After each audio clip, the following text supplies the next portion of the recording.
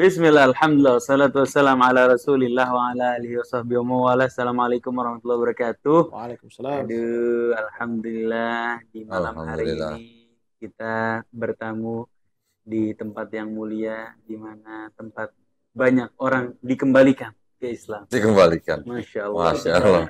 Titik balik. Di Geraha Mu'alaf bersama Koh Dondita. Assalamualaikum Koh. Waalaikumsalam warahmatullahi Masya Allah. wabarakatuh. Maaf Koh, malam-malam ngeganggu. Enggak maaf, Mas. Ini masih sore, ini mah belum malam. Masih sore ya? Ya Allah. Banyak orang tadi apa dikembalikan. Dikembalikan. Yang ini malah mau pergi gini. Waduh. Kagak. Pernah hampir Jangan, aja. jangan. Alhamdulillah. Ya, saya bersama Raffi dan juga Bang Irfan. Masya Allah, dua orang soleh. Alhamdulillah. Dai Muda ya. Dai Instagram. Oh, dari Instagram. Keren. Kalau percaya. Dai milenial ya. Iya, alhamdulillah. Gua nggak percaya gue dai. Karena muridnya kok. Murid ya. Aduh, Masya Allah. Alhamdulillah ala kulli hal Alhamdulillah. bersama ikhwan akhwat, bersama pemirsa sekalian. Kita lagi ngobrol-ngobrol tadi. Sepertinya menarik kalau dibahas dan direkam menjadi satu dokumentasi biar ikhwan akhwat bisa dapat manfaatnya juga. Tadi kita sampai pada sebuah obrolan. Banyak saudara-saudara kita ini yang masih muda kok. Masih muda, terbawa dengan pergaulan, terbawa dengan pemikiran-pemikiran luar. Yang tadi Ko Dondi sampaikan, ada beberapa racun yang Ya, daripada pornografi, judi online, ya. Drugs, pinjol, drugs, dan juga tadi apa ya? Judi online, free sex. free sex dan lain sebagainya. Na'udzubillah min dzalik, yang mengikis keimanan kita, yang membuat beberapa orang datang ke sini, beberapa mau murtad ya Ko ya. Ada yang sudah murtad malah. Ada yang sudah murtad. Ada yang sudah Kesini. murtad. Iya. Ada ibu-ibu bawa dua orang anaknya, yang satu udah murtad. Ada yang begitu. Ya Allah. Direkam nih, kita rekam. Heeh. Sampai si anak ini bener-bener nggak mau sampai video itu ditayangin. Oke. Sampai saya harus bikin surat pernyataan bahwa video itu nggak ditayangin. Ada yang begitu. Ya, tetapi setelah diselidiki, setelah kita ngobrol, ternyata dia murtadnya itu atau dia sudah nyaman di sana itu karena apa? Karena mungkin bisnis ya, kelihatannya bisnis gitu. Iya. Terus kemudian juga masalah keluarga, mungkin keluarga dari pihak yang sudah, itulah. Hal-hal duniawi itu memang masih sangat-sangat menarik buat saudara-saudara kita yang Muslim untuk sampai meninggalkan Islam. Materi biasanya, rata-rata materi. Biasanya. Kalau mau bicara kitabnya mereka atau kalau mau bicara Islam, mereka udah nggak bisa jawab apa-apa. Oke. Udah mentok sebenarnya. Udah mentok, Secara argumen ilmiah mereka udah mentok ya. mentok. Tapi apa yang membuat seseorang itu kemudian dekat kepada pemurtatan atau dekat kepada keluar menyatakan diri, udah saya keluar dari Islam. Dibanding misalnya kalau dia udah saya masih Islam tapi saya nggak mau ngejalanin agama saya, kan banyak yang begitu, malas Ada. aja karena malas aja. Ada juga Apa yang begitu. membuat orang sampai memberi keputusan saya mau keluar dari Islam? Yang jelas faktor terbesarnya adalah dunia. Kecintaan terhadap dunia ya. Ya, itu pasti. Nanti yang perintilan-perintilan itu Jadi alasan jadi aja. alasan. Oke. Berarti emang faktor utamanya itu kok. Itu pasti itu. Jangan terlalu cinta sama dunia ente. Enggak. Ini jam tangan berapa harganya nih? Asik. Ada murah. Kasih mah Dibacain bentar. Berapa? Kagak, udah. Diumpet. Ini cincin Langsung juga diumpetin. gue lepas nih cincin. Copot. Ya Allah. Tapi Bukan ini karena masuk, terlalu jenuh kok. masuk akal. Bukan karena terlalu jenuh sama dunia. Jenuh Jenuh. sama agama barangkali. Jenuh dengan Jenuh masalah. sama agama kali. Iya, karena mungkin dia kena terlalu banyak masalah dan nggak ada pertolongan. Ada juga yang begitu. Belum lama saya ke Bandung. Kebetulan saya juga janjian sama seorang pemuda. Awalnya Muslim. Usahanya dia jualan makanan, kuliner. Entah mungkin sedang seret. Terus dia mimpi. Katanya mimpinya 3 hari berturut-turut sama. Melihat sosok sesuatu tapi nggak ada mukanya. Cuma terang aja, cahaya. Dianggap itu Yesus. Tapi dari sosok itu mungkin perkiraan saya dia pikir itu Yesus gitu. Makanya kita ke gereja. Setelah mimpi, besoknya dia cari gereja. 4 gereja didatengin, yang 3 nggak ada pendetanya, yang terakhir ketemu pendetanya. Oke. Akhirnya murtad. Innalillahi. Setelah murtad, kemudian dia dibantu ceritanya sama gereja. Finansial. Oh, Masya Ah, Allah. Oke, ada bantuan finansialnya. Udah jalan 2 bulan, 3 2 bulan kalau nggak salah. Iyalah hampir 3 bulan lah, jalan bulan yang ketiga, ketahuan sama istrinya. Istrinya bagus. Saya apresiasi istrinya. Istrinya masih muslim. Muslim. Jawaban istrinya apa? Kalau mau lanjut pernikahan ini, ya dia harus balik ke Islam. Oke. Bukan saya yang mau, tapi agama saya ngajarin gitu, kata istrinya. Bagus dong. Fair deh ngomongnya. Keren dong. Fair, iya. Nah, berarti istrinya tahu atau paham dengan ajaran agamanya. Alhamdulillah setelah ngobrol dengan saya di Bandung waktu itu, dia kembali bersahadat. Alhamdulillah kan. Si Ikhwan tadi. Jadi ya kebanyakan memang yang menjadi faktor utamanya pasti duniawi. Nggak mikirin ke sananya lah. Iya. Tapi emang ini masuk akal dengan perkataan ulama kan, Hmm. bahwa muhabbatud dunya ra'su kulli khati'atin. Cinta Ya. sama dunia itu kepala dari segala permasalahan. Iya. Begitu masuk cinta sama dunia di hati, Hmm. pasti kecintaan terhadap Allah tuh bergeser. Iya. Automatically. Kita cinta sama pekerjaan kita. Hmm. Cinta banget sama pekerjaan kita. Kita jadi lupa sholat. Jadi lupa sama sholat. Pekerjaannya jadi ilah, Pekerjaannya jadi ilah. uangnya jadi ilah, Ah, betul. Jadi atau sesembahan. hartanya jadi ilah. Sabar, ini untuk gue yang ingin ilmu agama nih. Ilah tuh maksudnya menjadi Tuhan. Sesembahan. Gila. Sesembahan. Jadi Tuhan. Makanya asyhadu alla ilaha illallah, tiada sesembahan yang layak disembah. Kecuali Allah. Atau Tuhan atau sesembahan kan sama. Tidak ada Tuhan, iya benar. Jadi dianggapnya tuh ya pekerjaannya segala-galanya gitu lah Ya. ibaratnya. Jadi kan kalau begitu kan boleh dikatakan dia pemikirannya pendek gitu. Padahal di dunia ini kan cuma sementara. Nah. Orang ganteng mati, orang jelek mati, ya kan? Orang kaya mati. kan, ya? Orang kaya mati, orang miskin mati, kata Ustaz Dari Sulaiman kan Dari begitu kan? Sulaiman. Besar. Oh iya, baru enggak itu lirik lagu ya. Pantesan kayak orang kaya mati, orang miskin mati. Nah, itu kan dalam sebenarnya. Betul. Artinya kalau kita ingat mati, berarti kita harus ingat apa setelah mati. Nah, tapi kan kok, sorry nih, Bib. Nggak apa-apa. Potop. Karena ini pas aneh ketemu teman-teman yang pulang dari US itu dari Jakarta ini ntar disensor ya nama negaranya ya. Nggak usah. Juga usah. Bawa. US kan bisa apa aja. Iya, you smart itu maksudnya. Oh, iya. Nggak percaya lagi sama afterlife. Oke. Itu yang pada akhirnya ya gua mati udah nggak ada yang harus Coba dong afterlife itu artinya apa? Barangkali ada yang nggak tahu. iya. Asik. Afterlife tuh Inggris. Ente kan Inggris banget iya, orangnya. elah, kehidupan setelah mati. Iya, Oh. oke. Ada orang-orang yang nggak percaya dengan itu gitu. Hmm. Jadi mereka ngerasa ya gua ngelakuin apa aja terserah, gua Banyak. mati, udah kelar. Yang begitu banyak. Tapi Itu cara gimana sih? yakininya Susah nyadarinnya kan. kalau ini kan cintaan sama dunia udah kelar deh. Kita Iya. misalnya cintaan dunia tuh satu permasalahan Hmm. yang membuat iman Banyak kita masalah mengikis. Hmm. Termasuk cinta kita sama harta. Hmm. Cinta kita sama harta bikin kita malas zakat. Ya. Padahal zakat hal yang krusial Ya. banget. Betul. Cinta kita sama kekuasaan Hmm. bikin kita gampang ngezolimin Hmm. orang Itu dia. dan lain sebagainya. Itu cinta dunia satu hal. Satu hal lagi kok, nggak percaya sama kehidupan setelah kematian, yang mana memang tidak bisa dilihat oleh kasat mata. Itu Iya. meyakini gimana kok? Kita suruh balikin. Oke. Jadi kalau kita nggak mau percaya dengan akhirat atau afterlife, terus suruh ingetin dong, kita berasal dari mana? Nah, Awalnya kita dari mana? dari apa ya? Dari apa gitu? Bisa dong. Iya. Paling nggak, oke, lu nggak percaya nih terminalnya di sono. Nah. Tapi lu percaya nggak lu startnya dari mana? Oh iya. Iya, betul. Kita aja tadinya nggak ada. Nah, tadi kita jadi apa sih? Kan kita tadi hanya setetes air mani gitu. Iya. Terus kok kita jadi bisa begini gitu? Betul. Banyak pesan yang seperti itu kan di dalam Quran kan juga kan. Jadi di dalam Quran ya oke lah kalau misalnya teman-teman yang dari US itu kan memang karena sudah mungkin terbelenggu dengan duniawi, kembali lagi nih masalah duniawi. Iya. Dia sudah tidak memikirkan dia berasal dari mana, dia sekarang sedang disuruh apa, dan dia nanti akan kemana. Iya. Kalau di Quran kan jelas urutannya. Lu dari mana nih? Lu dari setetes air mani yang istilahnya hina gitu lah. Terus bisa menjadi orang yang hebat.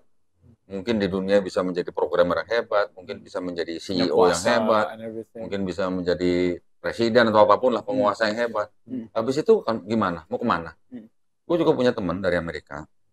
sekolah di sana. Ya, Bukan lu doang, bukan lu doang. Iya, Pak ini mau sombong dikit nih sama netizen. Bukan, maksudnya Kayaknya. dengan segala pergaulan dia di sana. Iya. Sekarang dia menjadi pengusaha di sini. Ya. Masya Allah. Terus tetapi dia agnostik. Oke, mungkin KTP. Agnostik ini ada ingatannya. Agnostik itu dia percaya ada Tuhan, Oke. tapi dia tidak percaya dengan agama. Atau institusi. Tapi dia percaya ada kekuatan yang namanya Tuhan. Ya. Tetapi di balik itu juga dia bilang gini, kan pernah gue tanya, jadi kalau lu udah mati ntar lu kemana? Ya sudah, menguap begitu aja katanya. Udah. Iya, nggak ada kejadian apa-apa. Tapi giliran gue tanya, terus DNA lu bisa nggak cek istilahnya? Siapa kira-kira yang bisa menciptakan DNA manusia yang sebegitu canggihnya gitu? Karena setiap manusia kan punya DNA yang unik. Betul.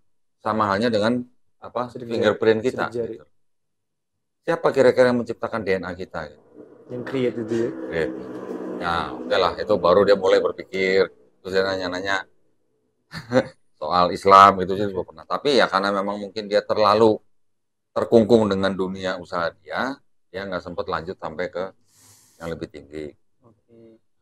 Dan memang hidayah ya. Iya betul. Hidayah itu kan memang hanya milik Allah Subhanahu wa taala ya. Betul. 2 minggu yang lalu saya ke Cianjur, bertemu dengan seorang ibu-ibu yang sedang sakit keras. Ya. Anaknya sudah masuk Islam. Suaminya juga sudah Muslim. Si ibu ini masih Kristen sendiri gitu. Tapi sakit keras. Sakit keras. Oke. Kebetulan dia sering nonton video saya katanya. Si ibu ini. Payah nih VIP mulu TikTok. Iya kalau ini. Nah, terus karena anaknya dia yang sudah masuk Islam itu teman saya, dia bilang, si mama pengen ketemu Kodondi katanya. Siapa tahu sama Kodondi gitu lah. Iya. Akhirnya saya datengin, ya ngobrol sama ibu ini. Saya nggak tedeng aling-aling, saya nggak basa-basi. Ya udah saya langsung ngomongin soal iman.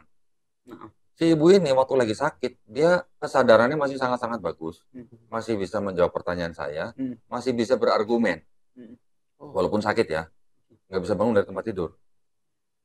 Jadi pada waktu saya berargumen sama ibu ini, ya dengan cara yang paling lembut ya. Namanya ibu-ibu udah sakit gitu kan. Saya cuma mancing logikanya. Oke. Akhirnya logikanya mengatakan bahwa ajaran dia atau iman dia membingungkan atau salah lah. Sampai akhirnya dia sedang tiduran tuh sampai nutup mata. Waktu saya tanya dia nggak bisa jawab gini. Liar, bingung katanya gitu sampai nutup mata gini. Artinya kan logikanya sudah berjalan. Akhirnya sudah saya tegaskan gitu loh bahwa ajaran ini begini, beda dengan Islam begini. Dia menerima kebenaran Islam. Tetapi pada waktu saya ajak, Bu, gimana mau masuk Islam? Jawabnya apa? Nanti ya. Nanti ya. Karena saudara-saudara saya itu, kalau ada saudaranya masuk Islam, mulutnya jahat katanya. Ya. Hanya ketakutan akan saudara-saudaranya.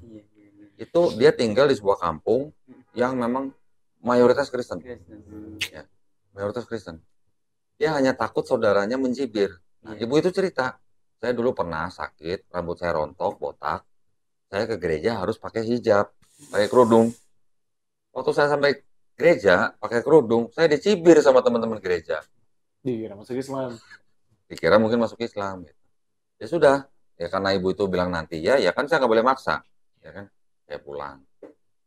Itu hari apa ya? Jumat, Sabtu, Minggu, Selasa meninggal. Iya. Berarti masih dalam keadaan kafir. Masih dalam keadaan kafir. Sayang banget ya. Jadi keimanan nih jangan ditunda ya gue. Tapi faktor orang itu, Dit. Lagi-lagi dunia. Dunia bisa berarti kan keluarga, saudara, usaha, jabatan, status gitu. Jam tangan itu mahal. Kan dunia. Astagfirullah. Tutup. Hadiah. Ya Allah. Ya, hidayah kan hanya milik Allah Subhanahu wa taala. Kita sudah menyampaikan ya kalau dia belum dapat hidayah, ya bukan kuasa kita. Kodondi kan dulu bergerak di dunia usaha. Ya, orang yang secara duniawi lumayan mapan lah. Akhirnya sangat kalau beliau. Sangat mapan. Apa sih lu? Akhirnya Kodondi bisa ngelepas itu semua gimana? Nah, kalau saya tidak melalui jalur yang boleh dikatakan religius atau spiritual gitu. Karena saya istilahnya saya tahu bahwa fondasi sebuah agama itu kan kitab sucinya. Iya.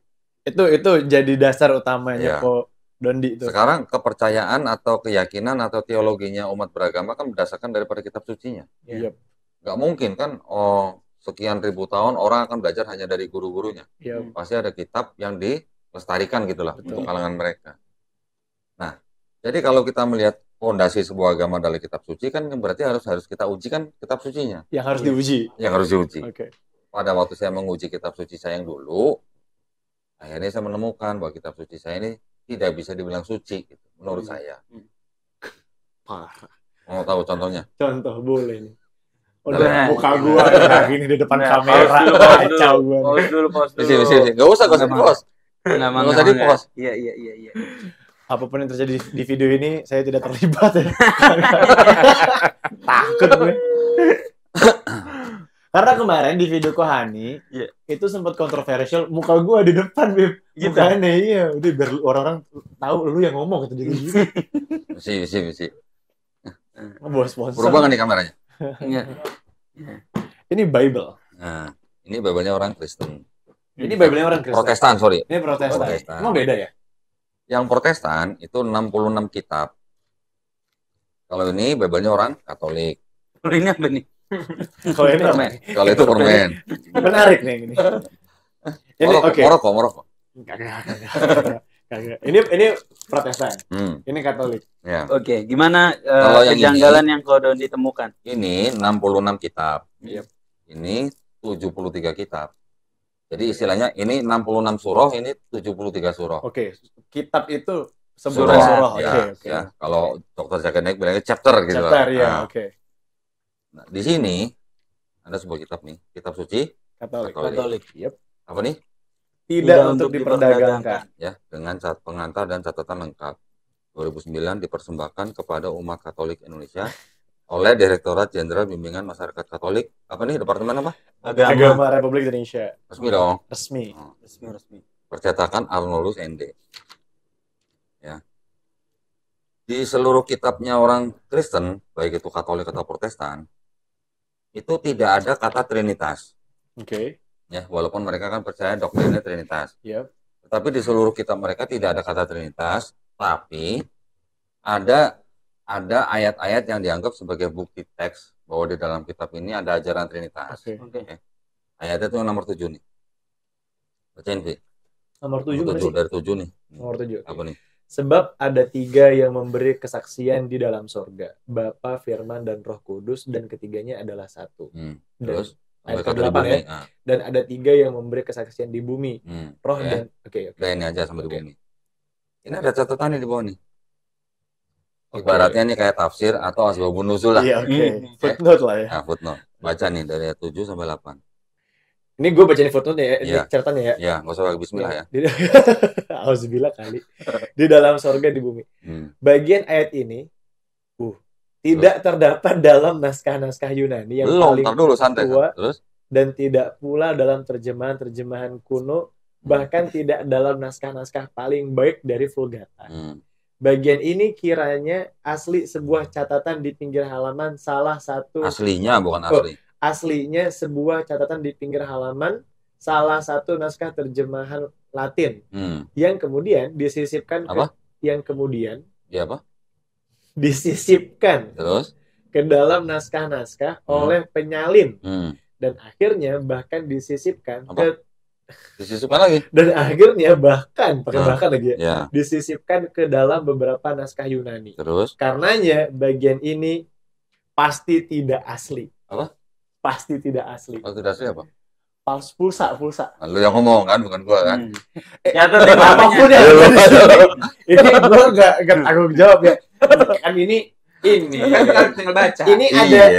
ini ada ini sumpah gue ini ada sambutan direktur Jalan Jenderal Soekarno Bimbingan duluan, Masyarakat Katolik Departemen Agama RI.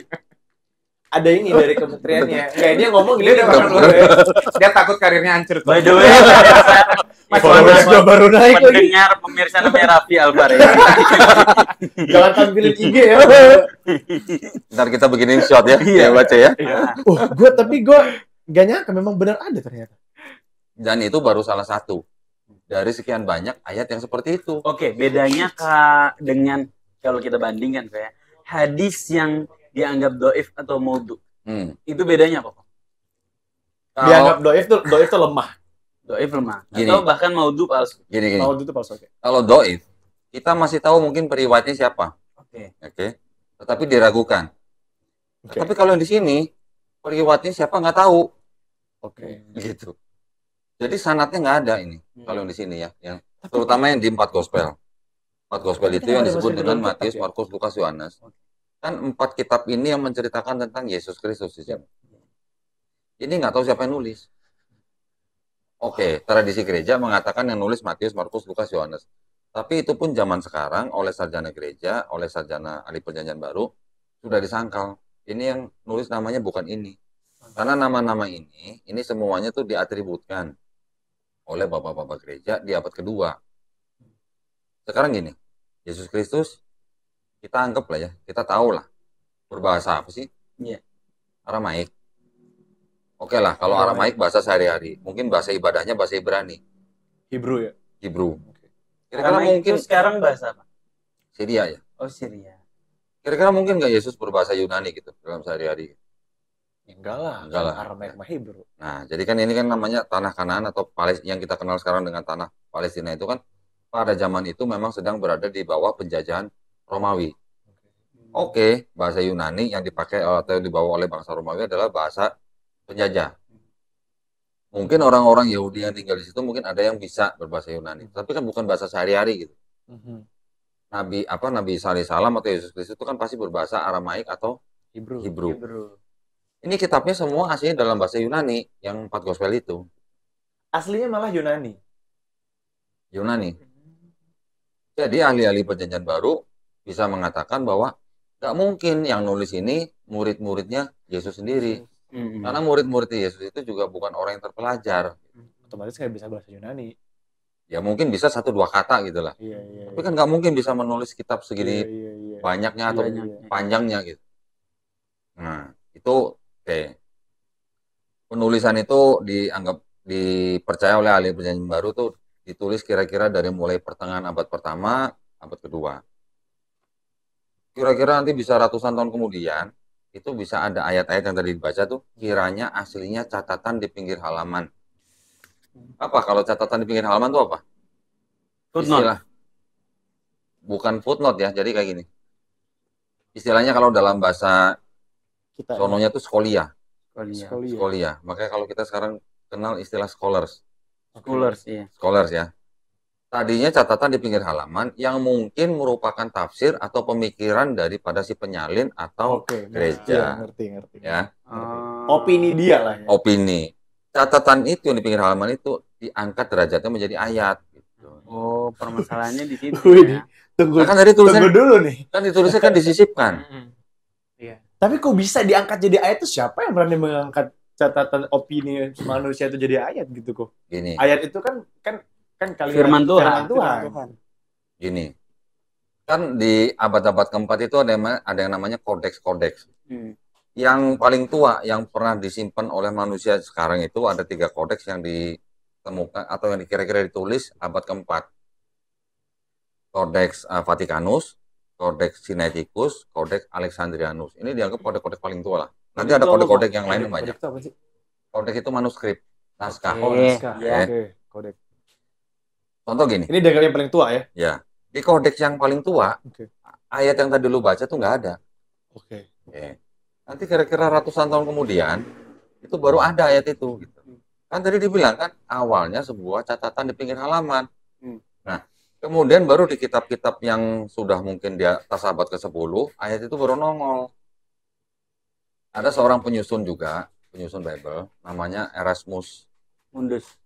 Bukan Erasmus siapa ya?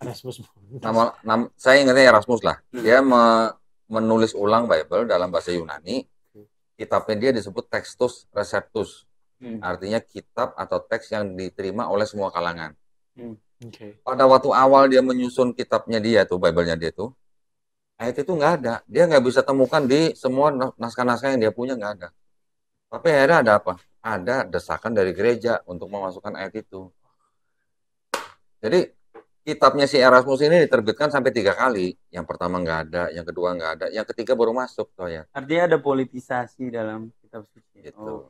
Jadi kayak semacam apa sih? Faktornya apa Maksudnya itu? ini alhamdulillah kita tuh bersyukur sama Allah. Kitab suci kita dari zaman Nabi Muhammad sampai yang kita terima sekarang sama. Dalam artian kita untuk mempercayainya bisa kuat ya kok ya. Nah, ini baru kasus yang namanya ayat sisipan. Oke. Tunggu, sorry, gua potong kok. Tapi ini orang yang ini tadi kita Katolik, ya kan? Masa kagak baca? Ini Emang lu kira nih kita buat jemaat? Bukan. Oh, buat pendetanya. Kalau yang buat jemaat yang begini. Oh. Nggak ada catatannya. Nggak setebal ini. Bandingannya tebalnya. Oh, ini buat jemaat. Tapi ini isinya sama, hampir sama ya? Isi ayat-ayatnya sama, tapi di sini tidak ada catatan seperti ini. Artinya Berarti di sini isi yang tadi ada dong di sini.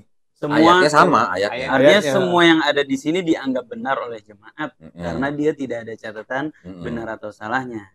Oh. Istilahnya nggak ada tafsirannya lah gitu ya. Nggak ada catatan kakinya. Nggak ada footnote-nya. Lagi pula, lagi pula begini. Ini kan Katolik. Yap. Ini kan Protestan. Yap. Yang Protestan itu ada 66 kitab atau 66 buku atau 66 surah. Oke. Kalau yang Katolik 73. Ada Beda kesamaan 7. nggak tuh? Yang 66-nya sama. Tapi di sini ada Oh. tambahan 7 7 kitab kitab. yang namanya Deuterokanonika yang tidak diakui oleh Protestan. Oke. Ini Katolik, ini Protestan. Itu udah lagi tuh. Nanti ada Ortodoks 78 kitab. Ada lagi Ethiopia 81 kitab. Itu Kristen semua. Iyalah, Dan pecah, maksudnya iya. Beda-beda denominasi. beda-beda, iya. Jumlah kitabnya sama. Kalau Quran kita di Maroko berapa surah? 114. Sama. 114. Di Hongkong berapa surah? Sama. Kita di seluruh dunia Quran jumlah surahnya sama, jumlah ayatnya sama. Yang beda mungkin penomoran ayatnya lah ya. Sama cara bacanya ada 10. Qiraahnya, cara baca, variasi bacaan. Tapi kalau di sini sistem penomoran ayatnya juga ada beda. Jumlah kitabnya juga beda. Jumlah ayatnya juga beda. Ini yang sama-sama 66 kitab, yang Protestan. Ini namanya kan LAITB, terjemahan baru Lembaga Alkitab Indonesia. Di luar negeri nanti ada KJV, King James Version. Ada ESV, American Standard Version. Ada ESV, English Standard Version. Ada RSV, Revised Standard Version. Ada AV, Authorized Version. Ada New AB, New American Bible. Ada lagi nanti New Bible Revised Edition. Nanti ada lagi NIV, New International Version. Dari antara kitab-kitab versi-versi itu, dibandingkan dengan ini, itu juga ada beda-beda. Ada beberapa ayat yang di sini ada, di Bible-Bible yang tadi versi yang tadi saya sebutkan nggak ada. Oke. Berarti jumlah ayatnya bisa beda, ya, Penomorannya walaupun beda. jumlah kitabnya sama, tapi jumlah ayatnya beda. Nah, ini yang baru kalangan Protestan. Nanti dengan Katolik sudah beda jumlah kitab. Dengan Ortodoks beda kitab. Dengan Ethiopia beda kitab. Sebenarnya internal mereka pun membingungkan ya sebenarnya di Iya. satu sama lain juga gitu ya kok. Nah, Tapi jadi, itu kalau orang intelektual kayak Ko Dondi mah Pak Dondi. sama beginian masuk kok. jadi saya bilang tadi kan, Apa kita jadi saya bilangnya kan gini tadi. Iya, Saya bukan artinya pindah agama tuh karena model Iya, spiritual Betul. atau yang model mimpi atau model apa. Saya melihat dari kondisinya gitu. Iya. Dulu pada Iya. waktu saya jadi jemaat gereja kan saya nggak tahu Ortodoks berapa kitabnya, Katolik berapa kitabnya, saya nggak tahu. Dan ada permasalahan apa di setiap kitab kita gitu. Contoh yang tadi dibacain, footnote-nya, saya nggak tahu. Iya benar. Tapi setelah saya tahu, saya pelajarin dan ada buktinya. Ya sudah, akhirnya saya harus meninggalkan karena ini bukan, tidak bisa disebut kitab suci. Gitu. Nah, jadi kan Bib, Ente kalau nanya jangan keras-keras dong. enggak. Aneh yang deg-degan. Oh iya, sorry. Sorry. Nggak apa-apa. Enggak, tapi Lanjut. pertanyaannya adalah kalau ini kan aneh banget ketika sosok Ko Dondi itu bisa punya ide. Kalau gue pengen tahu agamanya, ini gue cari tahu kitabnya kan. Iya dong. Ada orang yang bilang kitabnya juga well created by human gitu, dibuat sama manusia gitu. Yeah. Mau dia langsung gini, kok bisa langsung menafikan semua kitab itu buatan manusia. I don't believe that. Yang nulis bisa aja manusia. Kan ada ya orang Karena yang isi kepalanya kan batu semua ya, Iya. dikasih begini batu. Jadi yang namanya kitab suci kan bukan yang namanya artinya buku jatuh dari langit gedebuk gitu kan, bukan. Yang nulis tetap manusia. Tapi kan yang harus kita cek itu suci atau enggak kan kontennya. Iya. Berarti memang harus baca dan pahami konten. Tahu ininya, tahu setiap kata-kata di dalam kitab itu bisa di apa namanya ya? Bisa dikenali bahwa ini kata-kata manusia atau bukan sih gitu. Kalau ada orang yang keluar dari Islam karena mimpi dan dia menafsirkan mimpinya emang dia salah tanya sih kalau itu mah ya. Kalau dia nanya kalau dia nanya mah agama, misalnya agama lain juga barangkali ditangkapnya mah agama lain gitu ya. Dia nanyanya mah walhasil. Kalau ada orang masuk Islam karena mimpi, itu gimana? Nggak apa-apa juga. Nggak apa-apa juga. Ada juga. Okay. Saya punya teman orang Singapura masuk Islam karena mimpi. Dia mimpi karena dia melihat sosok orang tua. Ya, bukan seperti gambaran Nabi Muhammad SAW ya, orang tua yang membimbing dia ke masjid beberapa kali gitu. Mimpinya. Sampai akhirnya dia masih ragu dengan mimpinya. Akhirnya dia ngetes Quran dengan cara apa? Ditaruh di depan dia berdoa, ya Tuhan tunjukkan saya ayat. Dia dari Kristen. Dia dari Kristen yang kemudian dia menjadi mungkin agnostik sampai akhirnya dia tertarik dengan Islam. Sampai dia menguji Quran hanya dengan cara seperti itu. Kalau nggak salah 2 kali atau 3 kali gitu dia buka. Secara random dia buka, baca. Oh ternyata kok masuk. Buka lagi, coba lagi, masuk lagi. Sampai ke 3 kali. Akhirnya baru dia masuk Islam. Ada yang begitu. Alhamdulillah beliau masih istiqomah sampai saat ini. Tapi ya hidayah mah beda-beda ya kok. Ada yang karena hal sepele banget. Benar. Tapi habis itu dia jadi muslim yang taat luar biasa. Benar. Hanya karena ada yang gara-gara suara azan. Oh iya kok. Ada yang dari. Untung dia jadi tetangga, nggak jadi. Hampir kesebut nama masjidnya. Ada yang dari wudhu, ada yang dari sholat, ada yang dari ya melihat hal-hal kecil yang Muslim lakukan, dari puasa juga ada. Dokter siapa? Karisa Grani kan? Iya. Dari puasa. Dari COVID dia bilang. Ya pas COVID, pas lagi puasa kan. Kemudian menggunakan masker, ternyata kita di Islam sudah ada wudhu. Ya, kayak gitu itulah. Yang namanya hidayah, Insyaallah. Bisa dari apa aja. Nah, ya kebetulan saya dari kitab gitu. Iya. Merawat hidayah itu gimana kok? Hidayah kan Allah kasih kan. Allah kasih ibaratnya percikan. Tapi kan kita merawat adalah ikhtiar sendiri kok. Merawat hidayah itu gimana? Kembali lagi, fondasi dari sebuah agama adalah kitab sucinya. Bagaimana kita bisa merawat iman kita kalau kita tidak beriman kepada kitab sucinya? Beriman dalam arti kita tahu nih isinya nih. Kita yakin ini isinya murni berasal dari Allah. Jadi kan kita harus menghormati. Kalau kita tahu ini firman Allah, berani nggak kita macam-macam gitu istilahnya? Artinya merawat hidayah ya deketin sama Al-Quran. Ya deketin ke Quran. Ada ayat pas banget kok. Saya izinkan saya bacain ayat. Pas banget sama perkataan Kodon di barusan. A'udzubillahi minasyaitonirrajim. Nuqayyid lahu syaitanan. Nuqayyid ayat. Surat Az-Zukhruf ayat 36. Di banyak ayat dikatakan bahwa godaan setan itu lemah. Lemah buat orang yang beriman. Allah waktu setan bilang saya akan menggoda dari depan, belakang, atas, kata Allah, kamu gak bakal bisa menggoda hambaku. Tapi beda sama golongan ini. Golongan yang dengan mudah digoda sama setan. Disebutkan di dalam surat Az-Zukhruf ayat 36. A'udzubillahi minasyaitonirrajim. Wa may ya'shu 'an dzikrir rahmani nuqayyid lahu syaitanan fahuwa lahu qarin. Wa may ya'shu. Shadaqallahul 'azim. Wa may ya'shu, barang siapa yang berpaling ya'shu. 'An dzikrur rahman, dari Zikrul Rahman, peringatan Ar-Rahman. Zikrul Rahman yang dimaksud adalah Al-Quran. Barang siapa yang berpaling dari Al-Quran, nuqayyid lahu syaitana. Kami akan biarkan setan menguasai dirinya. Nah, itu kan. Fahuwa lahu qarin. Dan setan akan menjadi teman jalan dia. Qarin. Orang yang kalau bahasa anak Cibubur sini bestie. Pakai to lagi nih. Asik. Bener banget kalau Kodo dibilang gimana cara merawat iman, ya deketin Quran. Sebaliknya, gimana kalau kita mau membiarkan iman kita dengan mudah terkikis sama kecintaan terhadap dunia. Betul. Jauhi Al-Quran. Nah, dulunya kan pada waktu saya sebelum masuk Islam, kan saya mempelajari Qur'annya itu ya, kalau saya mempelajari dari ayat-ayat yang berhubungan dengan sains. Dengan sains, pendekatan sains. Karena kita sekarang hidup zaman sains kan. Betul. Teknologi semua. Ya. Betul. Walaupun sains itu sifatnya relatif, bisa berubah, ya. Mungkin sekarang sudah ada hukum teori tertentu, sudah dijadikan hukum nih, dari teori menjadi hukum nih.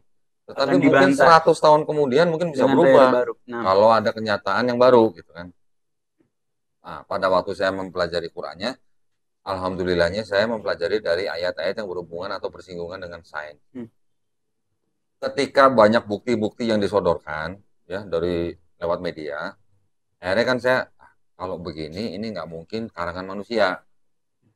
Kalau sudah bukan karangan manusia lagi, berarti kan saya harus benar-benar berpatokan ini loh pesan daripada yang menciptakan kita gitu loh. Ya. Bagaimana kita mau jauh-jauh kalau sama istilahnya sama Quran kalau kitanya tidak beriman gitu. Betul. Makanya ya yang jadi guide kita ya harus ya Quran itu gitu. Jadi kalau misalnya kayak di Google Map, yang jadi guide-nya itu ya Quran kita gitu. Kita mau menuju kemana, jalan itu menunjukkan jalan itu ya Quran. Karena di dalam Quran tadi seperti saya bilang, jadi kita jadi tahu kita berasal dari mana. Sekarang kita disuruh ngapain. Nanti setelah mati kita mau kemana. Kan bukan gitu? Betul. Nah, jadi kan Quran itu yang jadi guide kita. Gitu. Mau sampai kemana. Tujuannya gitu. Yang tadi dibilang afterlife gitu lah. Nah, kalau kita mau berbicara dengan orang yang sudah tidak percaya dengan afterlife, kita coba bawakan ayat-ayat yang berhubungan dengan sains. Biasanya orang yang tidak percaya dengan afterlife, dia percaya dengan sains. Nah, itu menarik kok. Gue punya pengalaman mengenai itu kok. Jadi ada teman pas di sekolah di sana nih, di Amerika, teman Cina nih, manusia bilang, gue mah nggak percaya Tuhan gitu. Terus, tapi lo percaya sains nggak? Percaya. Terus dia bilang, ya tapi gue percaya sains gitu. Oke. Terus aneh munculin itu ayat, aneh lupa nih surah berapa nih? Tentang pembentukan janin bayi. Oke. Yang gitu kan ada detail ya, dari A, B, C tahapannya semua kan sampai jadi bayi gitu. Terus dia baca kan terjemahannya ke bahasa Mandarin biar dia lebih make sense. Terus gini, kok bisa tahu ya? Ngomong kayak gitu. Kok bisa tahu ya? Kan ini kan Quran kan? 1400 tahun. Iya. Kok bisa tahu ya? Dia maksudnya akhirnya dia itu dia. Kok bisa sih gitu. Make sense banget ternyata. Make sense, ya, itu kan? Dia. Saya juga pernah berdebat sama orang ateis. Ya. Dia bertanya sama saya, bagaimana ceritanya kamu bisa percaya Nabi kamu naik kuda terbang dari Masjidil Haram ke Al-Aqsa? Betul. Dia bilangnya kuda terbang. Iya. Ya. Saya mungkin nggak bisa menjelaskan kuda terbang itu yang buruk itu bentuknya seperti apa atau ciri-cirinya bagaimana, dia terbang kecepatan berapa kan saya nggak bisa jelasin. Karena itu kan sifatnya goib gitu kan. Tetapi pada saya ngomong gini, kamu kan orang ateis ya. Kamu orang apa? Orang sains bukan? Iya, sains. Oke, sekarang saya mau tanya. Besi yang di bumi ini asalnya dari mana? Saya cuma nanya gitu doang. Asalnya dari mana? Dari bumi bukan? Dia berani ngomong bahwa besi yang di bumi ini yang dimanfaatkan oleh manusia ini asalnya bukan dari bumi. Dia bisa ngomong gitu. Saya kasihlah surat Al-Hadid 25. Kira-kira ini karangan manusia bukan? Saya bilang gitu. Coba kita cek. Al-Hadid 25. Bunyinya gimana kok? Kami menurunkan besi supaya bermanfaat bagi manusia. Menurunkan? Ya, ada yang bilang menurunkan, ada yang menerjemahkan menciptakan. Hadid. Coba kita hadid. Susah emang kalau habaib mah. Keyboardnya bahasa Arab. Keyboardnya kayak baca Quran. Oke, ayat 2. Maaf. Al-Hadid 25. Al-Hadid. Enggak gini ya, kenapa bagian Quran ke Habib bagian Alkitab gue yang baca? Nah, lu yang megangin. Iya. Ada. Iya. Gua aja nggak maku, lu maku lagi. Menghormati. Biar gua kayak gini. Benar. Bunyinya a'udzubillahi minasyaitonir rajim. Laqad arsalna rusulana bil bayyinati wa anzalna ma'ahumul kitaba wal mizan liyakuman nasu bil qist wa anzalnal hadida. Coba anzalna yang tepat apa? Menurunkan atau menciptakan? Menurunkan. Fihi ba'sun syadidun wa manafi'u lin-nas wa liya'lamallahu man yansuruhu wa rasulahu bil ghaib innallaha qawiyyun aziz. Sungguh kami telah mengutus rasul-rasul kami dengan bukti-bukti yang nyata. Dan kami turunkan bersama mereka kitab dan neraca keadilan agar manusia dapat berlaku adil. Artinya kitab Al-Quran ini dijadikan tolak ukur kebenaran oleh Allah Subhanahu wa Ta'ala. Dan kami menciptakan besi yang menciptakan salah ini terjemahannya ya. Oh, kan yang ngomong Habib ya, bukan gua ya. Dan kami menurunkan harusnya menurunkan besi yang mempunyai memang secara bahasa anzal turun. Menciptakan itu bisa jadi bada ayub diu, menciptakan dari yang tidak ada. Itu atau itu memulai atau khalaqa yang dari nggak ada jadi ada. Ya ja'alu juga bisa. Tapi kalau anzalna turun. Kalau turun dari atas dari bawah? Dari atas. Dari atas ke bawah kan? Iya. Terus kalau besi itu turun dari mana? Mempunyai kekuatan yang hebat dan banyak manfaat bagi manusia. Dan agar Allah mengetahui siapa yang menolong agamanya dan rasul-rasulnya. Walaupun Allah tidak dilihatnya. Sungguhnya Allah Maha Kuat dan Maha Perkasa. Jadi besi ini dijadikan oleh Allah Subhanahu wa Ta'ala sebagai ujian juga bagi manusia. Ya? Artinya besi itu diturunkan. Ya, kalau tadi mengatakan anzalna lebih cocok menurunkan. Turun berarti dari atas kan ke bawah. Kalau besi yang ada di bumi ini turun dari mana? Ya pasti dari luar angkasa gitu. Bisa jadi pada saat bumi itu baru terbentuk, benda-benda langit turun membawa besi-besi yang akhirnya setelah mungkin jutaan tahun, miliaran tahun tertutup oleh permukaan tanah. Yang manusia bisa manfaatkan besi-besi dari bumi itu kan istilahnya jaraknya masih tergapai lah sama manusia lah. Manusia belum bisa istilahnya eksplorasi sampai ke dalam kerak bumi kan. Walaupun susunan bumi, kerak bumi, lapisan bumi banyak mengandung besi, tetapi yang banyak atau yang baru bisa dimanfaatkan manusia kan hanya di permukaan. Itu memang dinyatakan oleh orang-orang sains memang besi itu adalah besi yang berasal dari luar angkasa. Gitu. Saya tanya sama orang ateis itu, kamu percaya nggak besi itu berasal dari luar angkasa? Dia bilang percaya. Saya nanya balik, nah dari mana ceritanya Nabi saya bisa tahu bahwa besi yang di bumi itu bukan berasal dari bumi? 1400 tahun yang lalu. Saya bilang, kan tapi itu kan 1400 tahun yang lalu. Dia tidak menjawab. Dia hanya balik lagi pertanyaan, terus bagaimana ceritanya kamu percaya Nabi kamu naik kuda terbang? Kata dari kembali ke sana. Kembali ke situ, dia tidak berani menjawab yang besi. Jadi kalau melawan orang ateis, ya kalau mereka percaya dengan sains, ya kita menggunakan ayat-ayat yang sains yang ada di dalam Quran. Itu yang paling bisa melawan mereka gitu. Dan juga dengan logika-logika. Gitu. Wah, mind blowing. Tapi besi dari zaman Nabi Daud kan ada kok. Betul, bahkan dari zaman Mesir pun, dari zaman istilahnya mungkin 1000 tahun sebelum Nabi Muhammad SAW ada pun besi sudah dimanfaatkan oleh orang-orang Mesir. Tetapi kan Allah Subhanahu wa Ta'ala di dalam ayat itu kan seperti orang ngingetin. Gue udah nurunin besi nih buat lu nih. Lu nggak inget, lu nggak mikir, lu nggak merenung. Ini gue yang Maha Pencipta, gue Maha Pengasih, Maha Penyayang. Istilahnya begitulah. Tetapi kan itu kan walaupun kelihatannya simpel, tapi kan itu kan ternyata cocok atau bisa dibenarkan oleh sains. Sains sendiri yang ngomong besi yang ada di bumi itu tidak berasal dari bumi tapi dari luar angkasa gitu. Coba Bang Irfan ngomong dong, diam aja kayak besi. Enggak gini kok. Bahkan tadi kan kesimpulannya bahwa kitab suci yang bagi kita itu umat Islam berarti kan Al-Quran nih. Itu kan sebagai berarti pegangan buat kita untuk menjaga hidayah kita tadi kan kok. Nah, kalau pertanyaan Anda gini kok. Kan banyak nih Islam-Islam yang KTP, apakah bisa dikatakan bahwa mereka belum dapat hidayah? Dan Islam juga KTP. Dan apakah hidayah ini perlu dicari atau memang ditunggu atau memang ya itu tadi harus dijemput? Dijemput. Atau gimana kok? Dijemput. Contohnya begini. Irfan kan bisnismen nih. Nunggu peluang atau menciptakan peluang? Menciptakan peluang. Sama juga kan menjemput hidayah. Gitu kan? Contoh misalnya. Kita ini sama-sama anggap aja misalnya gue orang muslim, non muslim, misalnya kita dikasih lihat satu pohon sudah berbuah, pohon mangga jadinya sudah berbuah, banyak buahnya. Cara saya, cara Raffi, cara Bib Isa, cara Irfan untuk mengambil buah itu beda-beda caranya. Ada orang yang malas nunggu tar aja lah kalau udah ada yang ngambil baru gue beli. Ada yang begitu kan? Iya. Pengusaha mungkin dia menciptakan mesin atau alat untuk ngambil buah mangga sebanyak-banyaknya supaya dia bisa jual misalnya. Itu bisa dikatakan kan seperti menjemput hidayah gitu. Kita berikhtiar gitu. Bukan cuman kita malas nungguin aja. Betul. Kalau dikasih, kalau enggak. Berarti menjemput hidayah ibarat kayak kita mencari rezeki dong kok. Dan rezeki itu kan dari Allah berarti kan kita. Kalau rezeki memang sudah ditaker dan nggak mungkin ketuker gitu. Oke. Tapi yang dilihat dari Allah Subhanahu wa taala kan ikhtiar kita. Ikhtiarnya. Iya. Mau kerja mau nggak kerja semua dapat rezeki nih. Kita bisa hidup aja rezeki. Nafas yang kita tarik aja rezeki gitu.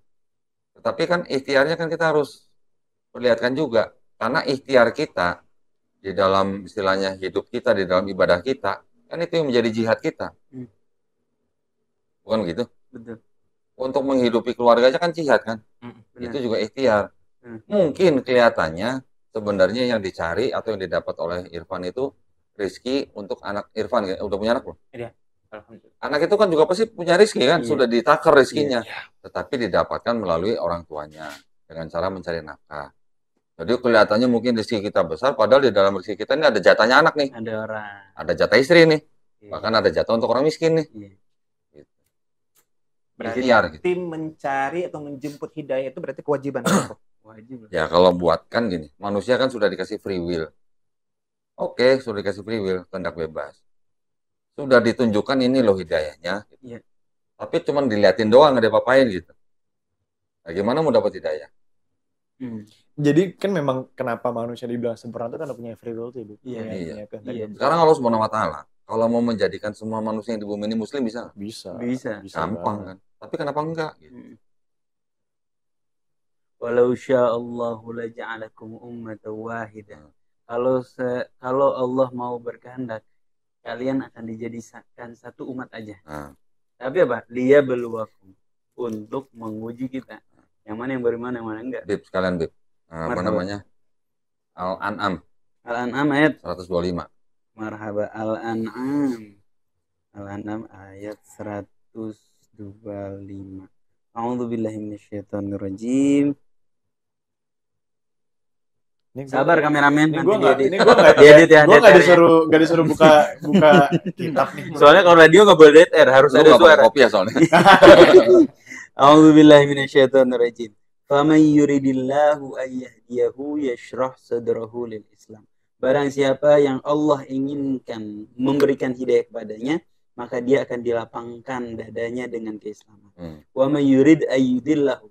Barang siapa yang ingin disesatkan, yaj'al sadrahu dayqan harajan ka'annama yas'adu fis sama. Maka dadanya akan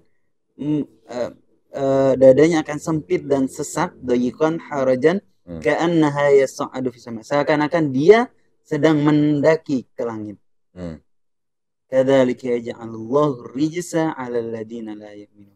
Begitulah Allah menjadikan kehinaan, siksa kepada orang-orang yang tidak beriman. Nah, di ayat itu kelihatannya gimana? Jika Allah ingin memberikan hidayah kepada seseorang, orang itu akan dilapangkan dadanya. Dilapangkan dadanya maksudnya apa? Untuk menerima Islam, untuk belajar Islam. Tapi jika Allah Subhanahu wa taala sebenarnya terjemahnya mungkin membiarkan sesat gitu ya, atau membiarkan disesatkan gitu loh ya. Bukan artinya Allah Subhanahu wa taala yang menyesatkan, bukan, tetapi Allah Subhanahu wa taala membiarkan orang sesat untuk menjadi sesat gitu. Allah Subhanahu wa taala akan menjadikan orang itu dadanya sesak dan sempit. Seperti apa? Mendaki langit. Pernah naik gunung? Pernah. Makin tinggi, makin sesak napasnya. Kenapa?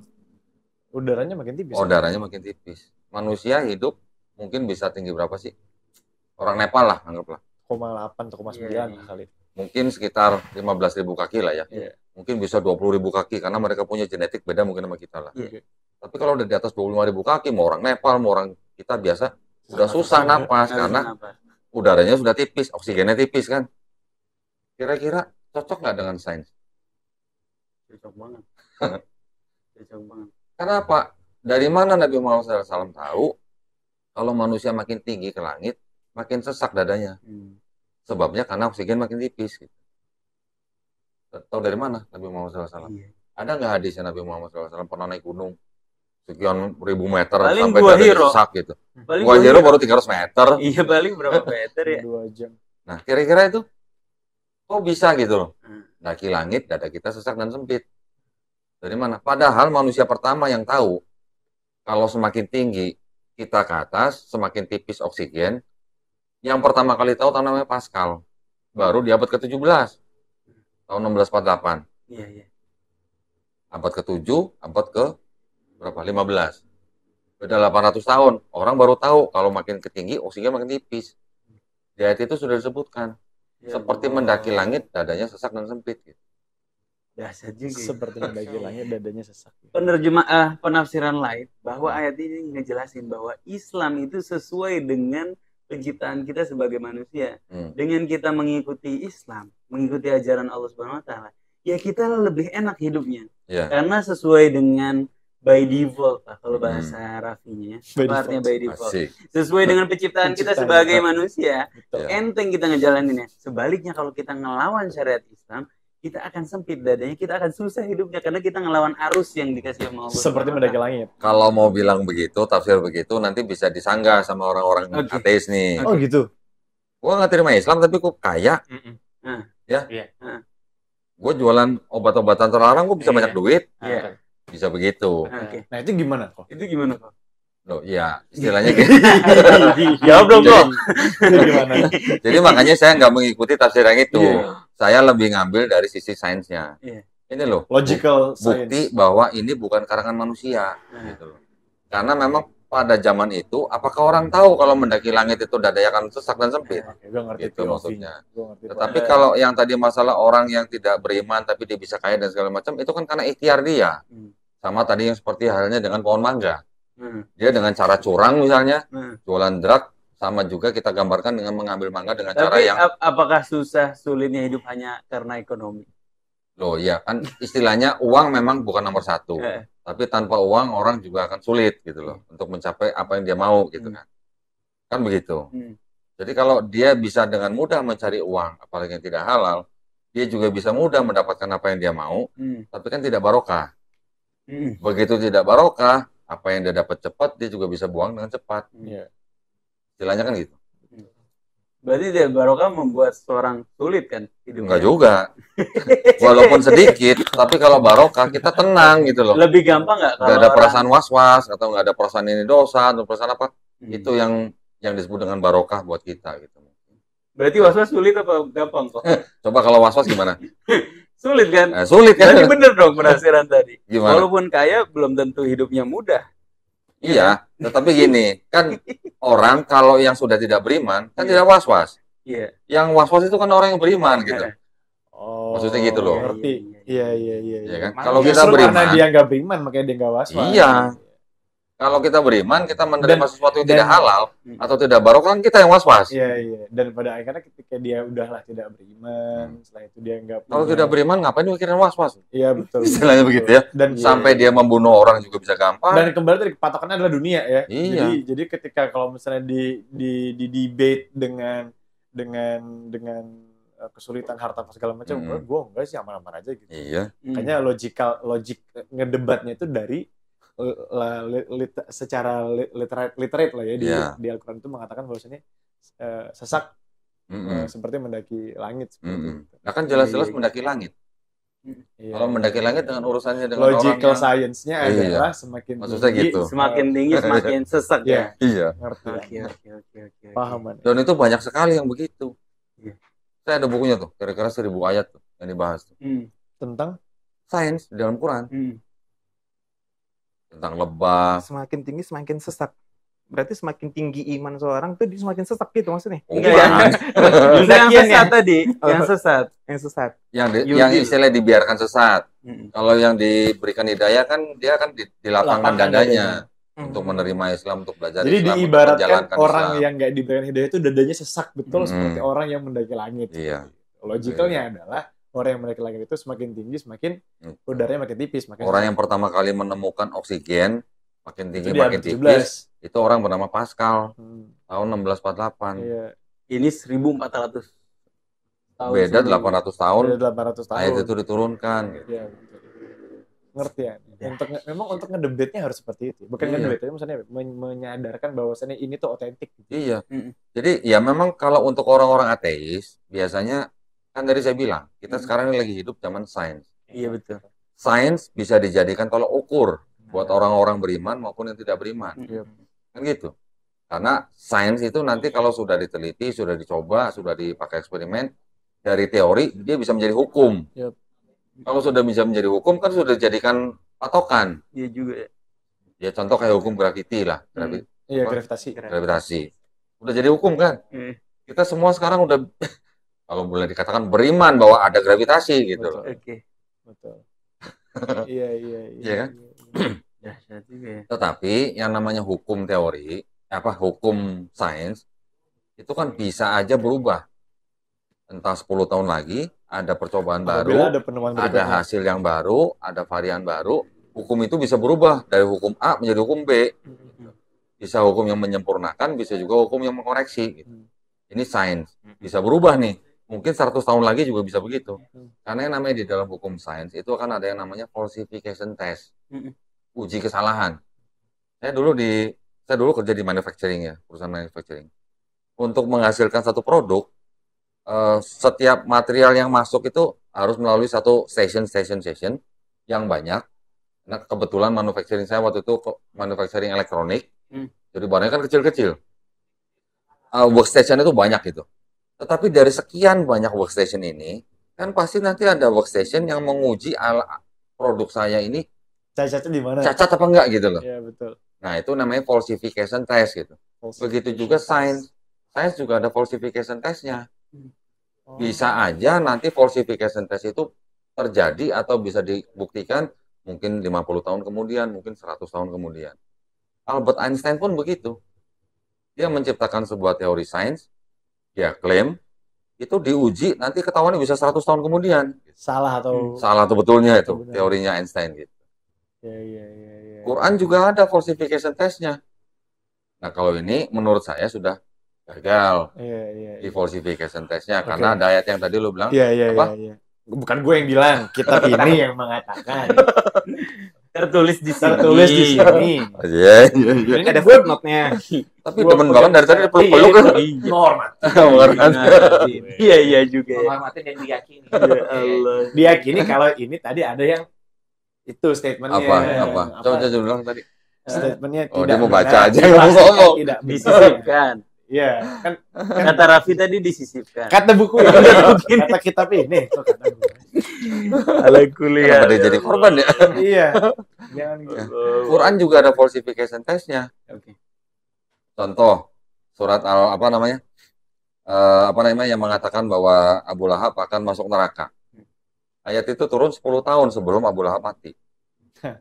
Kira-kira Abu Lahab tahu nggak ayat itu? Tahu. Pasti tahu. Kan dia tinggal datang ke rumah Rasulullah. Asyhadu alla ilaha illallah. Gugur itu ayat. Iya. Salah itu. Kenapa dia nggak melakukan itu gitu? Iya juga ya.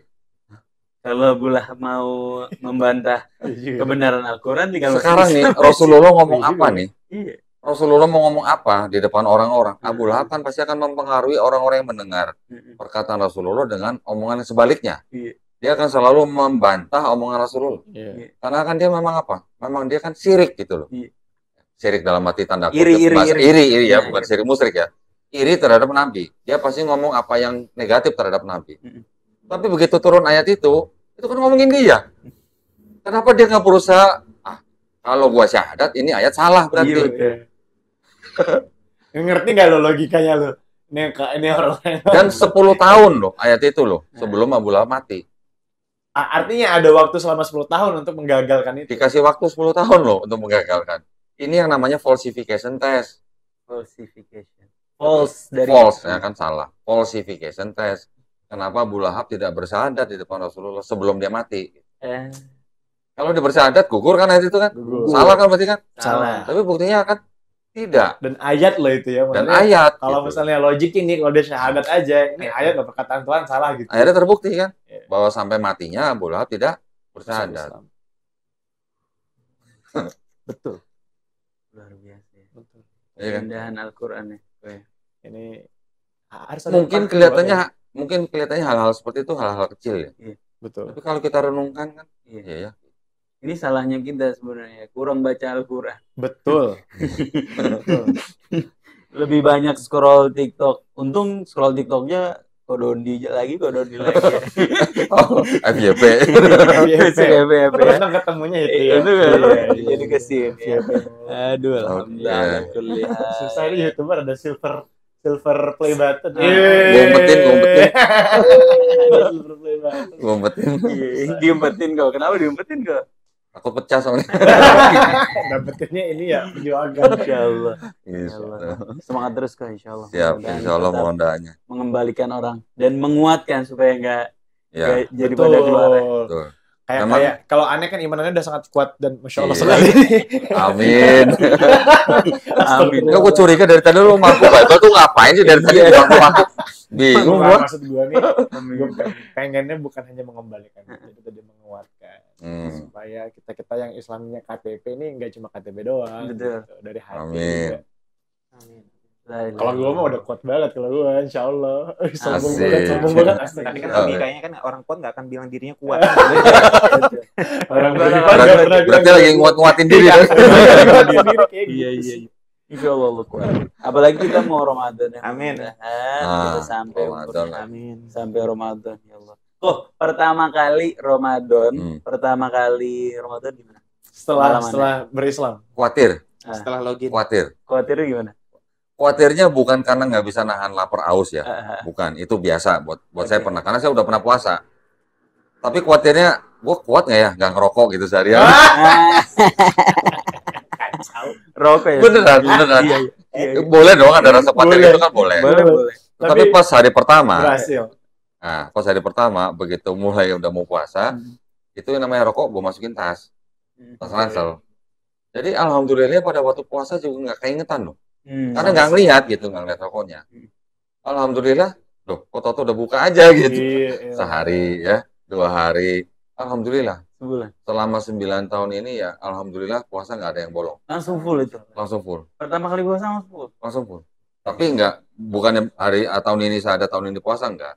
Tahun depannya kan saya baru puasa. Suasana Ramadannya yang kau dan dirasain. Taraweh, sahur gitu. Macam-macam lah. Dari kan nggak semuanya di tempat saya tinggal. Kadang kan saya lagi di luar kota, pengalaman macam-macam lah ya. Ada yang tarawihnya berapa? 23. Sempet panik nggak? 2 imam. Bacanya panjang-panjang. Masya Allah. Imamnya aja gantian. Bacanya panjang-panjang. Dari kira-kira jam 7 lewat Isya itu, selesainya setengah 10. Allahu Akbar. Itu lagi berdiri sampai hampir mau jatuh begini juga pernah. Gitu. Ya Allah. Ada yang begitu-begitu. Tapi ya alhamdulillah kita Rasa tahu. gini nggak kok?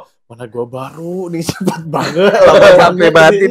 Gua baru Kapan nih, masih lebih. Lah orang sebelah gua aja mau jatuh bapak. Dulu apa? Tapi kan macam-macam. Artinya pada waktu Ramadan itu kan banyak juga hikmah ya kita dapat ya. Kembali lagi dari sisi sains.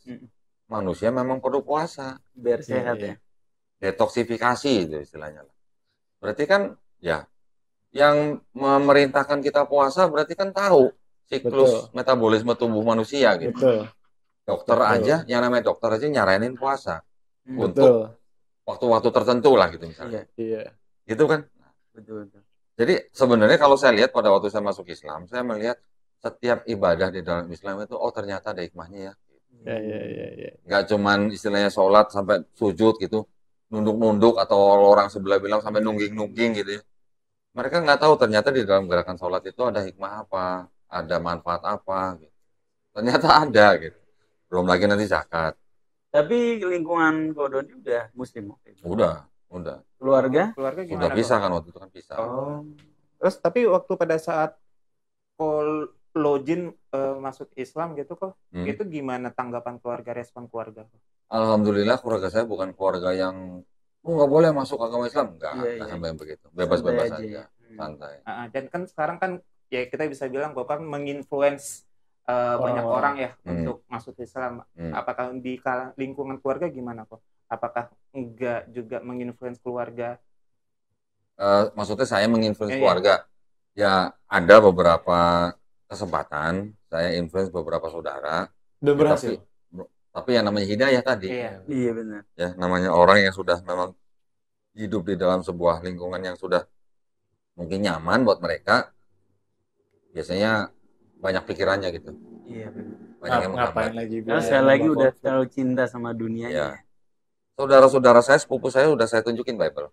Oh, Nih baca sendiri. Ayatnya saya tunjukin gini. dan mereka masih denial. Mereka begini. Iya ya. Oh begitu ya.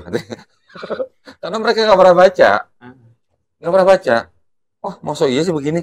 Ada yang begitu.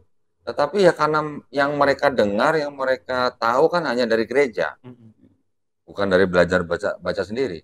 Kan pendeta juga nggak mungkin baca yang tadi. Enggak, pendeta sih nggak mungkin bacanya di depan jemaat. Dari ayat-ayat yang tidak ada catatannya aja nih bisa ada yang Miss juga. bukan miss. Jadi Mau tahu lihat contohnya? apa tuh masalah Alkitab gua lagi nih. Baca lagi, Vi. Ini Quran. Baca Quran, baca Bible. Jadi apa tuh, Vi? Iya. Editor bisa kali kalau Bible ditampilin di layar. Iya kayak dokter sekarang. Nanti itu ditampilin bisa. Brother asking very good question. Yang dikuningin baca. Yang mana nih? Yang dikuningin. Panjang nih. Ya udah berapa ayat aja. 5 ayat aja nggak apa-apa. Kakak beradik Ohola dan Oholiba. Datanglah firman Tuhan kepadaku. Hai anak manusia, ada 2 orang perempuan, anak dari satu ibu. Mereka bersundal di Mesir. Mereka bersundal pada masa mudanya. Di sana susunya dijamah-jamah dan dada keperawanannya dipegang-pegang. Nama yang tertua ialah Ohola dan nama adiknya ialah Oholiba. Mereka aku punya dan mereka melahirkan anak-anak lelaki dan perempuan. Mengenai nama-nama mereka, Ohola ialah Samaria dan Oholiba ialah Yerusalem. Dan Ohola berzina, sedang ia aku punya. Ia sangat berahi kepada kekasih-kekasihnya, kepada orang Asyur, pahlawan-pahlawan perang, berpakaian kain ungu tua, bupati-bupati dan penguasa-penguasa. Semuanya pemuda yang ganteng, pasukan kuda. Ia melakukan persundalannya dengan mereka. Semuanya orang Asyur pilihan. Ia menajiskan dirinya dengan semua orang. Kepada siapa ia berahi dan dengan berhala-berhalanya. Ia tidak meninggalkan persundalannya yang dilakukannya sejak dari Mesir. Sebab pada masa mudanya orang sudah menidurinya. Dan mereka memegang-megang dada keperawanannya dan mencurahkan persundalan mereka kepadanya. Kira-kira pendeta bakal bacaan ayat itu nggak di depan mimbar? Persundalan itu apa sih? Perzinahan. Oh. Kira-kira pendeta bakal bacaan ayat-ayat itu nggak di depan mimbar? Ini bakal saya tayangin di radio juga saya nggak tahu nih. Lolos sensor apa enggak ya? Ya, itu apa adanya. Apa adanya? Itu apa adanya. Nggak mungkin. Hah? Nggak mungkin. Iya. Tapi ini untuk jamaah. Iya, kalau ini Jamaah harusnya bisa baca dong. Jemaat bukan jamaah. Ya, sorry. Jemaah harusnya bisa baca. Harusnya bisa baca. Tapi gini, di dalam kita melihat sebuah ayat di dalam Bible, tidak selalu ayat yang tadi tertulis itu menyiratkan harfiah gitu loh. Paham. Bisa juga itu adalah kiasan gitu. Bisa. Tetapi gaya bahasanya itu loh maksudnya. Vulgar. Gaya bahasanya vulgar. Maksud saya gitu. Kalau di dalam Quran ada nggak gaya bahasa yang vulgar? Nggak ada. Bahkan semuanya dikiaskan sama Allah SWT. Banyak gitu ya, yang kiasan kan banyak. Dikiaskan supaya tidak terlalu vulgar. Masya Allah. Makasih banyak loh atas ilmunya. Saya di antara kita barusan ada yang sudah ditelepon oleh pasangannya di rumah. Oh ini baca lagi nih. Oh udah ada yang telepon ya? Iya. Alarm sudah berbunyi. Sini ya. Kakak dijawab kemarin nih. Oh gitu. Alarm sudah berbunyi nih kok. Alarm ya, ada alarm ya. Cuma nanya doang. saya tadi melirik sedikit. Iya makanya. Sebentar. Terakhir. Padahal dia bisa lihat Find My Phone kan, bisa lihat lokasi di mana sebenarnya.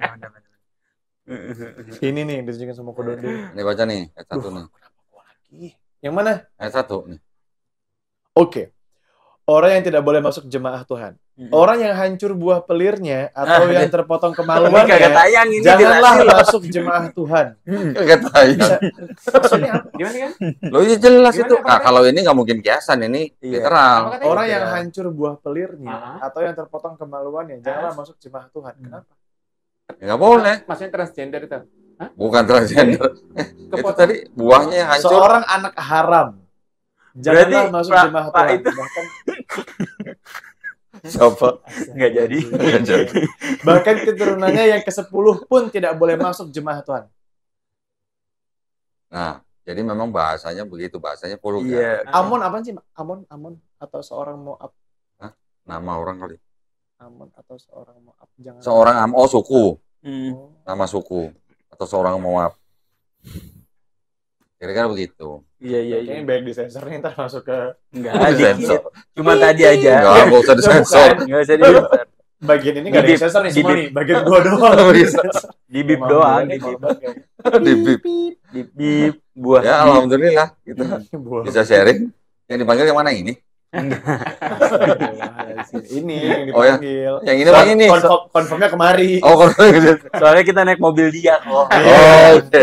Menumpang kita ini. Menumpang. Iya, Nyantai, iya, nyantai iya. kok. Ya Allah. Nyantai. Makasih banyak Bang Irfan. Tanda sayang gitu kok. Kan Yang nanya, mana? nanya lagi di mana. Kan Oh tanda iya. sayang. Berarti kan perhatian ya. Perhatian. Kok dia nggak ditanya tanda nggak ada? Tanda nggak punya. Sama kita sinetron seranggungan. Ya Allah. Sian. Kasian. Makasih banyak Kak, atas ilmunya Sama-sama. sudah dijamu, masya Allah. Makasih banyak Kopiin dari tadi nggak diminum. atas waktunya. Baru Tamu kali ini nggak nih dikasih- gua ngeliat kurma begini nih. Tamu Gua Tamu di nggak persen dikasih nih. minum. Masya Allah. Ya Allah, makasih banyak Mas Irfan dan namanya siapa ya? Mas Raffi Alfarisi. Michael. Masya Allah sudah Thank you, Bib. menemani. Makasih banyak pemirsa, pendengar Ikhwan Kado Akhwat thank you, yang kado. sudah menyimak. Semoga bermanfaat buat kita semua.